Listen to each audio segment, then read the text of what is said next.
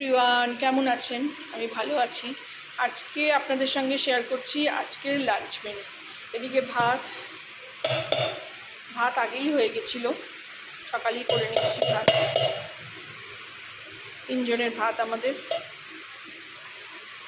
এদিকে একটু পেঁয়াজ কেটে রেখেছি, স্যালাডের কিছু নেই, শসা নেই, টমেটো তো কাটিনি আজকে আর।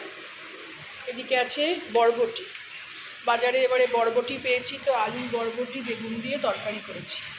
5 ফোড়ন দিয়ে কাঁচা লঙ্কা দিয়ে করি, আর কিচ্ছু দিই না, খুব ভাল লাগে। এতে একটু বড়ি কিংবা ছোটো ছোটো করে মটর ডালের বড়া দিলে খুব ভাল লাগে। আমার শাশুড়ি করতো, কিন্তু আমার আর সেটা এক্সট্রা করে করা হয় না। এবার তেল খাবো না বলে কম তেলেই রান্না করি। এটা হলো বরবটি, ঢাকাগুলো সরিয়ে রাখি,